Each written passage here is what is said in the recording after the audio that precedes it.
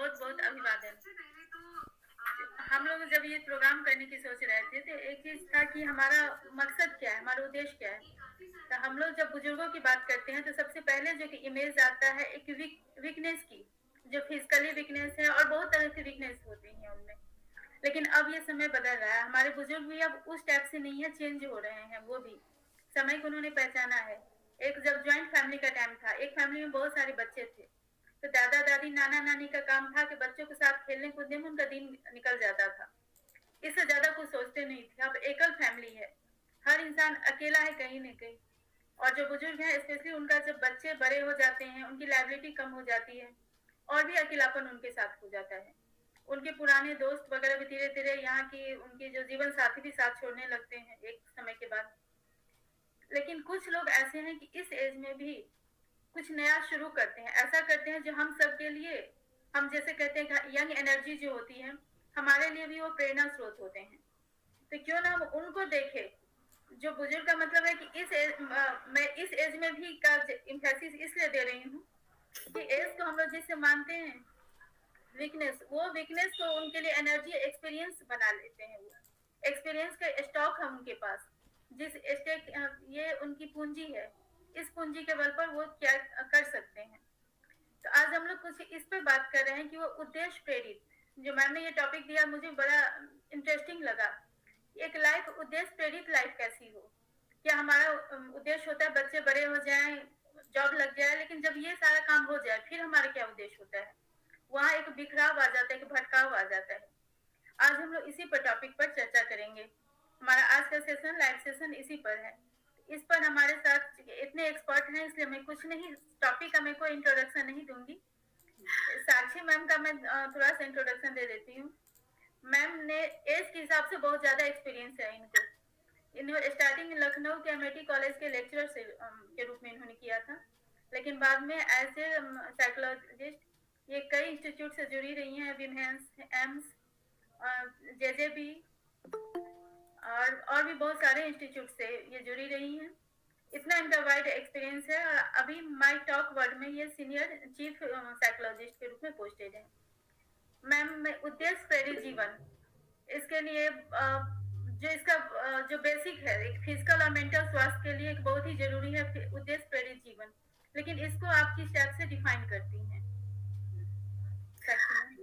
ये बहुत किसी एक डेफिनेशन में डालना बबीता जी मुश्किल है, बिकॉज हर इंसान का जिंदगी को देखने का नजरिया बहुत अलग है। लेकिन इसका जो मूल है वो ये है कि कोई ऐसी चीज जो दिल और दिमाग दोनों से जुड़ी हो और समय के साथ हमारे जीने की वजह बन जाए। तो बहुत छोटी सी एक चीज हो जाती है, जैसे कुछ लोगों के लिए उन्हें खाना बहुत पसंद है, किसी को पहनना तैयार होना बहुत पसंद है, कुछ ऐसी छोटी चीजें, किसी को घर सजाना, बच्चों के लिए, लोगों के लिए काम करना। कुछ लोगों के लिए वो थोड़ा और बढ़ जाता है, वो समाज में जाके चीजें करना चाहते हैं, उस बारे में हम बात भी करेंगे। उद्देश्य से प्रेरित होना बेसिकली यही है कि आपके जीवन का जो मूल है या आपके जीवन को चलाने के लिए जो एक ड्राइविंग फोर्स है या जो एक प्रेरणा है, जो या एक उद्देश्य जो आपके लिए है, वो आप समझ के कैसे अपनी जिंदगी को और बेहतर और जीने लायक बनाते हो, ताकि हर दिन जब आप उठते हो तो लगे अरे यार आज दिन में ये करना है, जीवन जीना है और इस चीज या इस वजह से जीना है। सो दैट इज मेरा तरीका है, नजरिया है जिंदगी को देखने का। जीना है तो किस लक्ष्य के साथ और किस तरफ आगे बढ़ते हुए। तो दैट इज माय डेफिनेशन। और कोई और सवाल बबीता जी? बहुत ऊर्जापूर्ण आपका विचार है, होना ही चाहिए। जी, नॉर्मल इंसान अपने को कैसे इसके लिए तैयार करे उद्देश्य प्रेरित जीवन के लिए? ओके, सो बबीता जी मैं ना कुछ चीजें शेयर करना शुरू करूंगी और मैं कुछ ऐसे बुजुर्गों के बारे में भी बात करूंगी जिन्होंने शायद मेरा भी जिंदगी को देखने का नजरिया बदल दिया। क्योंकि जरा कि अगर ये इस उम्र में आके ये चीजें कर सकते हैं तो मैं तो क्या कर रही हूँ, मुझे बहुत कुछ करना चाहिए। सबसे पहले तो मैं एक मनोवैज्ञानिक है जिनका नाम विक्टर फ्रैंकलिन है। उनकी काफी सारी किताबें हैं जिंदगी के संघर्ष के बारे में, बिकॉज जब युद्ध चल रहा था तो बहुत सारे लोगों को अलग अलग जगह पे कैद में रख लिया था। तो उन्हीं में से एक कैद में थे और ये डॉक्टर भी थे। तो जब उन्होंने लोगों की दुख और तकलीफ देखी उस कैद में, तो उनकी किताब है एक मैन सर्च फॉर मीनिंग, मतलब एक इंसान का जिंदगी में मतलब या प्रेरणा या पर्पस ढूंढने का क्या नजरिया है, उनके बारे में बात करूंगी। क्योंकि सबसे ज्यादा मुश्किल किसी भी चीज को करना तब होता है जब हम तकलीफ में होते हैं या जब हमें लगता है कि अब क्या कर लिया जो करना था। तो उनसे ये बात प्रेरित है। तो विक्टर फ्रैंकलिन ने ये कोट किया था उन्होंने, life is never made unbearable by circumstances but only by lack of meaning and purpose. इसमें अगर मैं एक शब्द में कहना चाहूँ तो वो ये कह रहे हैं कि परिस्थितियों से, हालात से कभी भी लाइफ या जीवन तकलीफ दे नहीं होता है, या ऐसा नहीं लगता है कि हाय जिंदगी में क्या हो रहा है मेरी। लेकिन अगर हमारी जिंदगी में एक पर्पस, एक उद्देश्य नहीं है, या जीने की कोई वजह नहीं है, तो वहीं पर हमारा देखने का नजरिया बदल जाता है। तो ये एक मतलब मूल सोच है जो इंसान का सुबह उठते ही तो हम रहे हैं ना, लेकिन उस जीवन को देखने का नजरिया बदल देती है। ये एक छोटी सी सोच, वो ये है कि आपका जीने का मकसद और आपके जीने की प्रेरणा क्या है। तो ये पहली बात है। और विक्टर फ्रैंकलिन इसलिए बहुत ज्यादा माने भी जाते हैं बिकॉज किसी चीज को बस ऐसे ही कहना जब आपने बहुत तकलीफ नहीं देखी है तो आसान हो जाता है कि हाँ खुश रहो और जिंदगी में प्रेरणा ढूंढो और जो आपको अच्छा लगता है वो करो। लेकिन जब आप सबसे ज्यादा तकलीफ में हो, बिकॉज ये उस समय एक वो मतलब वर्ल्ड वॉर खत्म होने के बाद एक कैंप में थे जहाँ पे काफी लोगों को प्रताड़ित किया जा रहा था, बहुत कम खाने को था, कपड़े भी नहीं थे, घर बार से दूर थे, बहुत सारे प्रियजन या परिवार वाले सामने मार दिए जा रहे थे। उस हालात में भी उनका जिंदगी को देखने का नजरिया ये था। तो इसीलिए वो प्रेरणा देते हैं। अब मैं एक वीडियो दिखाना चाहूंगी। ये हरभजन कौर जी हैं जो कि अमृतसर पंजाब की हैं। एंड ये 90 साल की थी जब इन्होंने जिंदगी को देखने का नजरिया ही बदल दिया। बिकॉज मैं ये वीडियो पहले चला देती हूँ और फिर मैं इनके बारे में बात करती हूँ। हरभजन जी की ग्रैंडडॉटर ललिता सिंह, ये आपको सुनाई दे रहा है, दिखाई दे रहा है? जी मैम, जी क्लियर। मैं दोबारा से प्ले कर देती हूँ। हरभजन जी की ग्रैंडडॉटर ललिता सिंह अपनी नानी के हाथ के बने हुए खाने को लोगों तक पहुंचाने के साथ साथ उनकी ब्रांडिंग भी करती है। हरभजन के ब्रांड बचपन याद आ जाए से लेकर उनकी प्रोडक्ट की पैकेजिंग सारा कुछ ललिता खुद संभालती है। आज धीरे धीरे हरभजन को 4 साल हो गए और उनके हौसले और बेसन की बर्फी का स्वाद चंडीगढ़ का नहीं बल्कि पूरे हिंदुस्तान का दिल जीत गया है। मेरा मन इतनी खुशी ਨਾਲ ਭਰਿਆ मन भी बड़ा दिल खुश होया। मैं की कहूँ, मैं सारी को कुछ नहीं किया, अखीरी उम्र ਦੇ ਵਿੱਚ ਕਰਕੇ मैं अपनी जिंदगी सारी खुशी इस कमांड ਦੀ ਕਦੇ ਤੋਂ ਬਗੈਰ कोई काम भावे कोई भी उम्र होवे बेंच की सकते हर कोई मैं अपनी प्याना ट्रस्ट करती हूँ। बेला टाइम ना गुजार बेरोज बीमारी तक और कभी भी कामयाब आदमी नहीं देखा नहीं ये मेहनत करते लोग जितना शरीर चले जितनी की हिम्मत हुए कोशिश करके उन कामयाब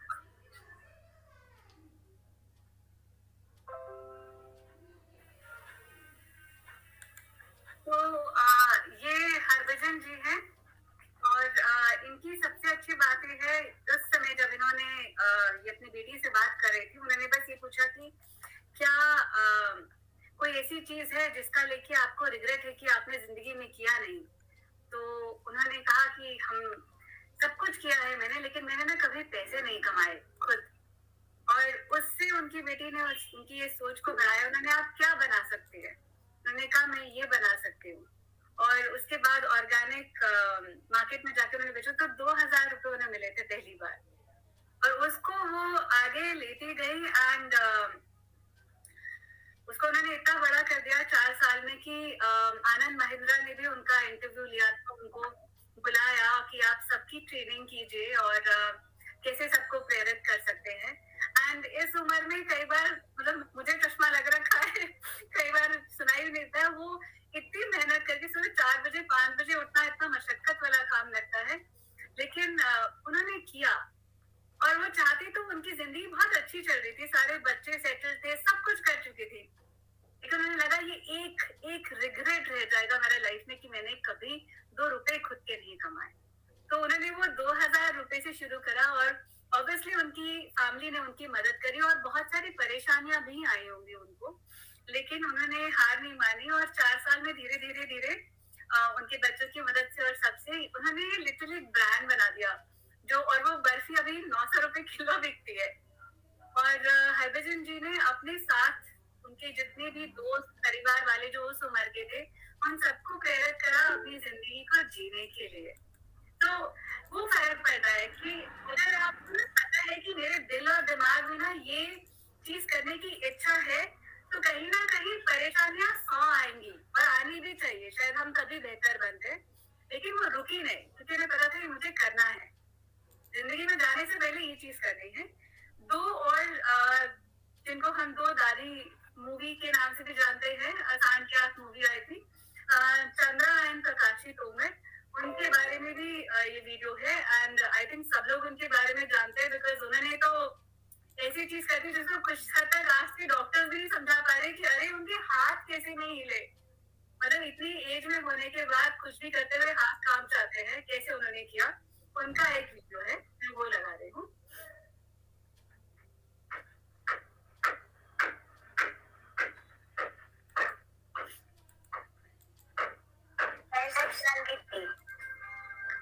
शुरू करी थी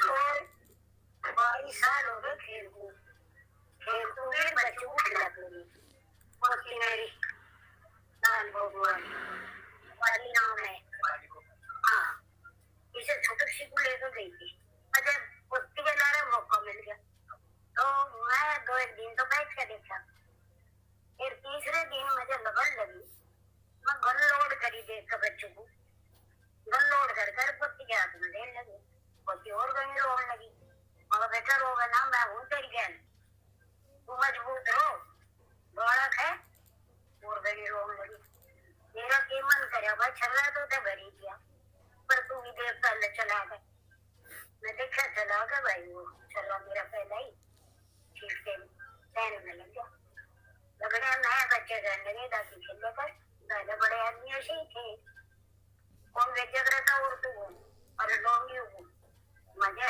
हादसा हो गया, तुम्हारे लड़कों ने नर विनोद ने साथ दिया और मेरे पापा ने भी नकली नहीं करे, 15 दिन मेरे रह गई, 2-4 दिन बैठ के देखा कैसे बैलेंस बनावे, कैसे चल रहा है, कैसे चलावे, तो एक दिन कहने की माँ जी आप भी देखो गाँव जाने भी देखो, मैं भी वो बढ़ता चला और ऐसे ही बैलेंस बना के वो चला वो सही टारगेट मिलेगा, हाँ सही टारगेट मिलेगा, तो कहने के बाद भी बहुत अच्छा करेगा, लोगों ने बहुत मजाक उड़ाई, ये बुढ़िया जानी कारगिल में चलाने बंदूक, तो लोगों के भी सुनते रहे, कुछ नहीं कहते दादी लोग कुछ भी कहो, फिर लड़कों का सपोर्ट मिला, लड़के ने जितना खेला था खेल लो ऐसा हम लगाओगे और लोगों का कहने का काम है कोई कुछ भी कहो, ये हमने सुनाई थी डीआईजी को भी आपने अच्छा टक्कर दिया, हाँ फोटो दे मेरे घर का देखिए, तो मेरा मैच कराया था उसकी घर 32 ओवर की मेरे हाथ में दे दी, तो बता झटका दे उल्टा, तो भाई मैं मैच कराया, मेरा ऐसा भैया मेरा गोल्ड मेडल होगा 2 का हो गया, तो कहने धीरज सिंह एक फोटो तो करवा ले, कहने का हटा यार फोटो करवा लो, औरत के सामने मेरी बेइज्जती करा दी, कहने का औरत ने बेइज्जती नहीं कराई। We try to find out how difficult is trap shooting for women in their 60s and how their hands did not shake.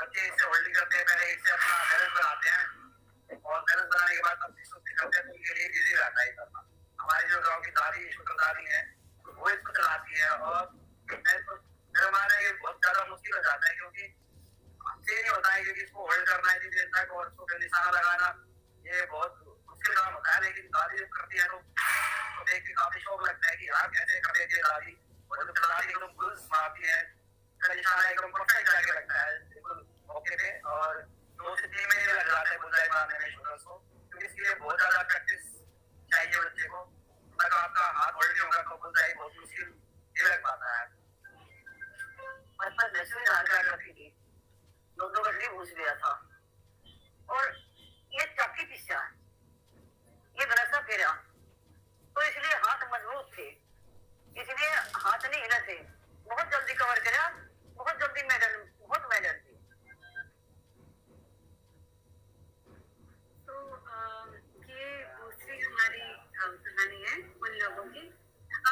इनकी सबसे अच्छी बात मुझे जो लगती है, जिसकी वजह से शायद फिल्म मेकर्स को भी इनकी कहानी करने के लिए से आई है। इमेजिन करिए, घूंघट में रहती थी, कभी कुछ नहीं करा, किसी ने उस नजरिए से देखा भी नहीं कि ये क्या कर सकती है लाइफ में, और उनकी पोतियों के थ्रू उन्होंने वहां गई। ना ही सिर्फ उन्होंने जैसा कि उन्होंने कहा कि ऐसी लगन लगी कि उसके बाद में चाहे लोगों ने बुरा कहा, समाज ने रोका, आदमी अगेंस्ट खड़े हो गए, और उन्होंने कहा कि ये तो करना है, अब मेरे मन में ये इच्छा है और मैं इस चीज से प्रेरित हूँ, तो मैं करूंगी, करके दिखाऊंगी। एंड इनकी एक हिम्मत देखने से, और 60 की एज में शुरू करा था, 65 में ये लोग बहुत पॉपुलर हुए। इन्होंने ना सिर्फ अपने लिए एक दिशा बनाई, लेकिन आगे अपनी पोती के लिए और उस सारी जगह की महिलाओं के लिए, बच्चों के लिए रास्ता बना दिया। और उन्होंने खुद भी कहा था कि एक ऐसा समय आ गया था कि पूरा गांव, सब लोग, जितने भी आदमी हैं, वो खिलाफ हो गए थे। लेकिन अगर कुछ लोग आपके मकसद में आपको जो चीजें प्रेरित करते हैं करने में, अड़ंगा डालते हैं, बोलते हैं, तो कुछ लोग हमेशा सपोर्ट करने के लिए भी रहेंगे। लेकिन आपके अंदर से वो लगन, वो पैशन होना चाहिए कि मुझे ये करना है। इसको समझने के लिए, क्योंकि सबसे जरूरी चीज दोनों, हरभजन जी और ये दोनों चंद्रायन प्रकाशी तोमर में एक चीज कॉमन है, वो है उनकी मानसिकता। और ऐसी मानसिकता स्पेशली इस जीवन के पड़ाव में क्या है, जिसको हम समझने के लिए कि क्या है मेरा पर्पस, या क्या है जो मुझे प्रेरित करना है, समझने के लिए मैं एक बात शेयर कर रही हूँ।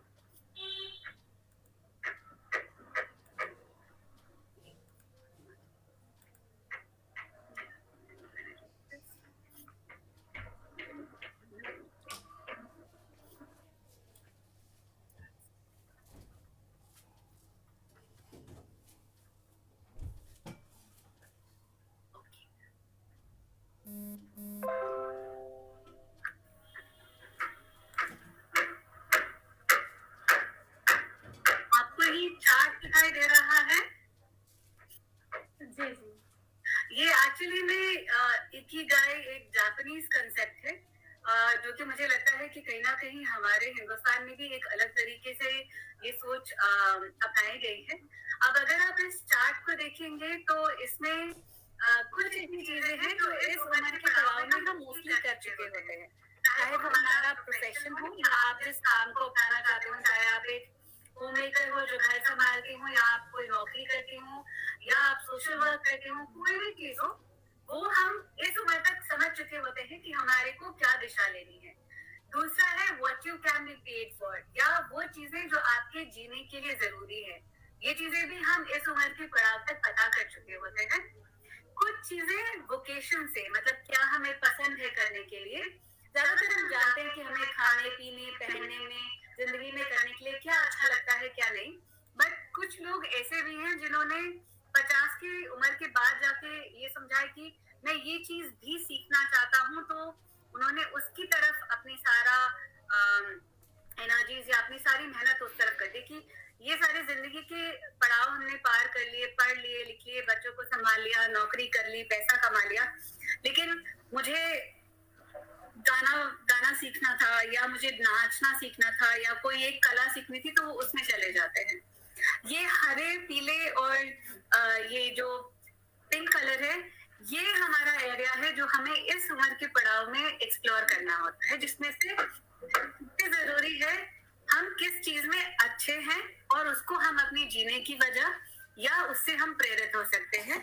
दूसरा, what we love to do, ऐसी कौन सी चीज है, जैसे कि ये चांदनी तोमर जी ने कहा कि ऐसी लगन सी लगी कि अब मुझे ये करना है। सो कौन सी ऐसी चीज है जो आप दिल से करना चाहते हैं और आप उसे आगे करेंगे तो आपको खुशी मिलेगी।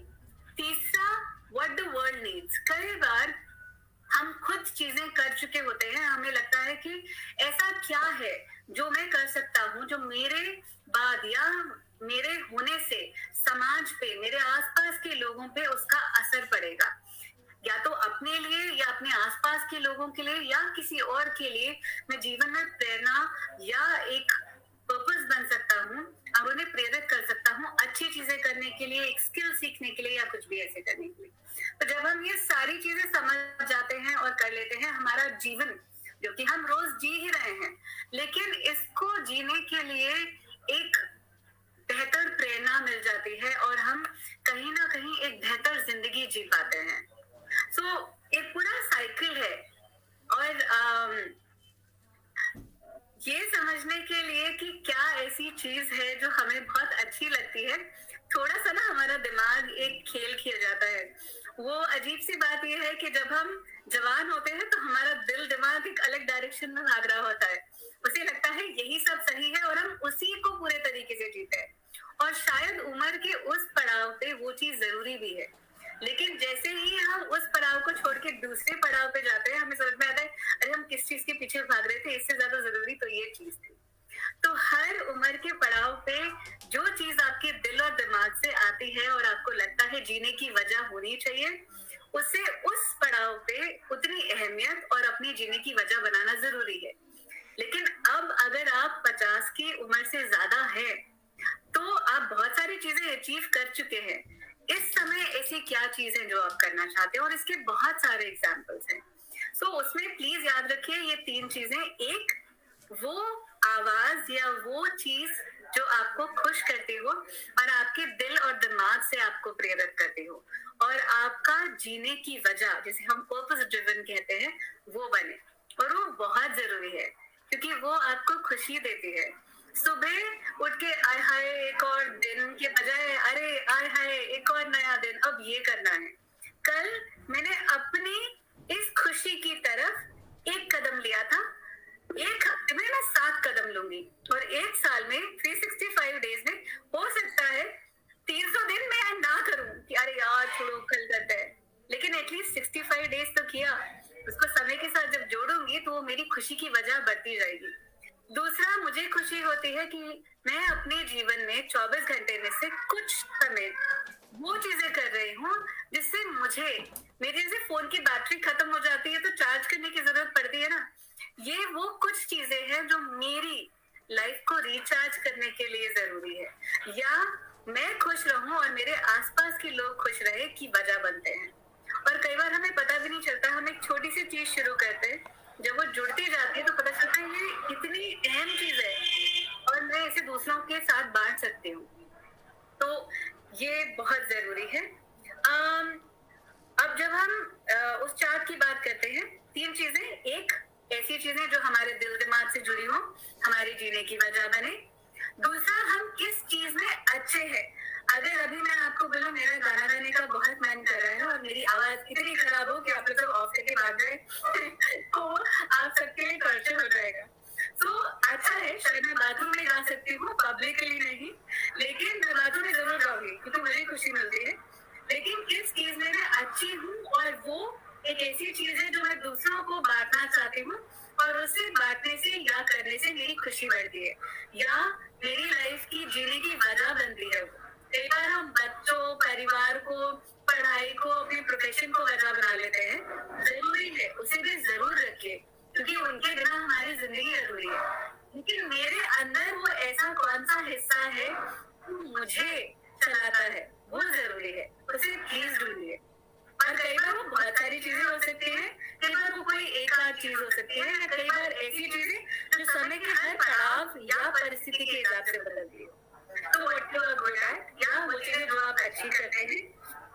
तीसरी चीज, ऐसी चीजें जो या तो आपकी खुद की जिंदगी को बेहतर बनाती हो या आपके आसपास के लोगों को, चाहे वो घर वाले हों, चाहे वो आसी पड़ोसी हों या पूरे समाज को, वो एक बेहतर पड़ाव पे ले जाती हो।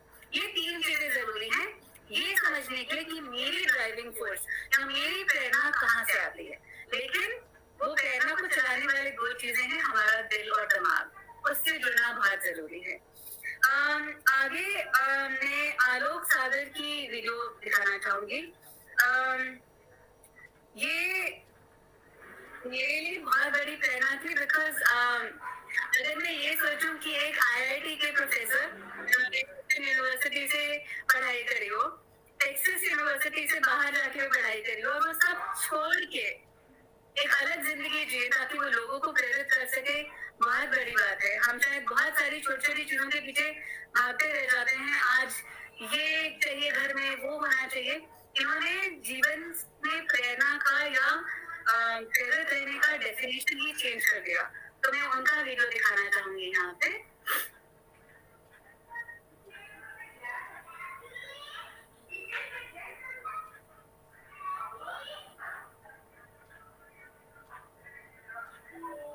प्रोफेसर आलोक सागर आईआईटी दिल्ली से इलेक्ट्रॉनिक इंजीनियरिंग में डिग्री, ह्यूस्टन से पीएचडी और टेक्सास से पोस्ट डायरेक्टरेट, पूर्व आरबीआई गवर्नर श्री रघुराम राजन के प्रोफेसर। पिछले 32 सालों से इसी तरह के लालच को दरकिनार कर मध्य प्रदेश के बैतूल जिले में आदिवासियों के बीच रहते हुए उनके सामाजिक, आर्थिक, शैक्षणिक उत्थान और उनके अधिकारों के लिए लड़ाई लड़ रहे हैं। निजी जीवन में दिल्ली में करोड़ों की संपत्ति के मालिक प्रोफेसर आलोक सागर की मां दिल्ली के मिरांडा हाउस में फिजिक्स की प्रोफेसर थी।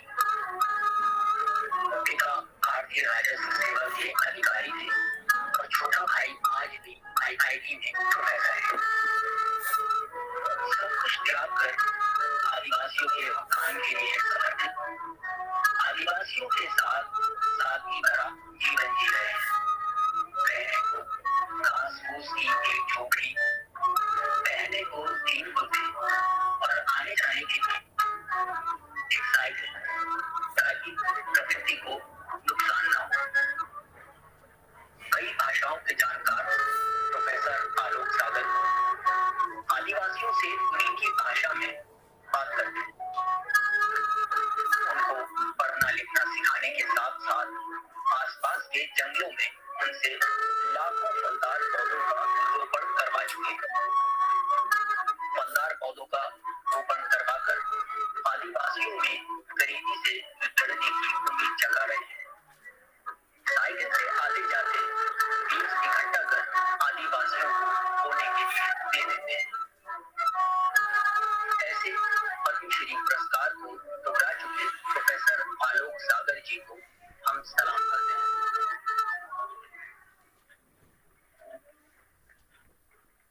तो आलोक जी की जो सबसे बड़ी बात जो मुझे अच्छी लगती है वो